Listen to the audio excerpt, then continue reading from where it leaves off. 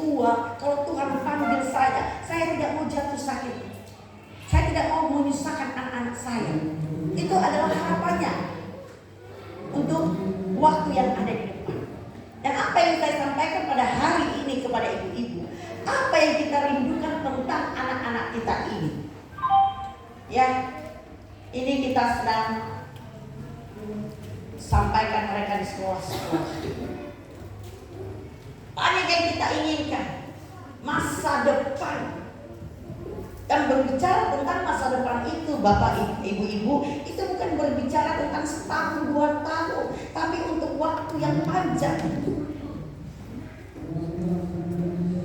Kelak mereka, kelak apa yang kita inginkan. Saya percaya semua kita yang hadir pada saat pagi hari ini menginginkan masa depan yang diberkati untuk anak-anak kita. Amin. Amin. Amin. Amin. Kita ingin anak-anak kita punya masa depan yang cerah. Kita ingin anak-anak kita kelak mereka udah besar, dewasa, mereka berhasil. Nggak bikin malu. Karena tak jarang anak-anak setelah dewasa mereka bikin malu orang tua. Tapi saya percaya tidak ada satu pun dari antara kita yang demikian. Amin. Amin. Pasti kita ingin ya, makanya kita sekolahkan.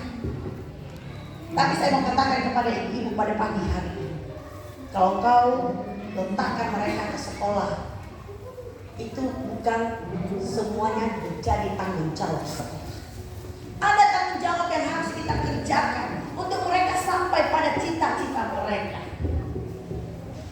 Ada sekoki oleh mama bapaknya, kau nggak bisa, kau bodoh, kita miskin, kau ini, kau ini, kau ini. Itu yang terekam di otaknya tentang masa depannya. Nggak bisa. Tapi hari ini saya katakan kepada kita semua, anak-anak ini Tuhan siapkan dalam rahimku, karena Tuhan mau membuat dia menjadi berhasil. Amin. Karena firman Tuhan katakan, apa yang membuat kita punya harapan? Karena firman. Kalau nggak ada firman Tuhan, nggak usah kita melanjutkan hidup kita ini. Inilah harapan. Harapan itu di dalam Yesus yang kita katakan ya dan amin. Di dalam firman Tuhan itu, kalau kita ya dan aminkan, nggak pernah membuat kita kecewa, nggak menangis, nggak susah. Apa yang membuat kau menangis? Engkau tidak mengaminkan firman Tuhan. Ini jaminannya. Firman Tuhan katakan sungguh masa depan ada. Lalu bagaimana supaya anak ibunya masa depan?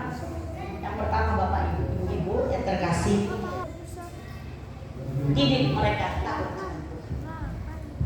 Didik mereka takut akan Tuhan. Kita seringkali hanya menyuruh mereka belajar. Tapi kita mengabaikan apa yang disebut dengan ketuhanan. Sehingga tidak ada keseimbangan. Kita pikir hanya dengan belajar mereka berhasil. Saya katakan no. Berapa banyak orang berhasil tapi tidak punya karakter.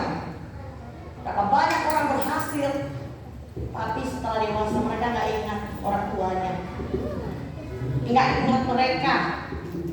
Bagaimana kita mendidik mereka? Karena banyak belajar. Tapi kalau mereka nggak ke gereja, no, nggak apa-apa. Saya juga sekolah minggu. Saya lihat anak saya, ada anak-anak. Kenapa nggak sekolah minggu? Apa kata orang tuanya? Ngantuk dia, capek dia tadi malam.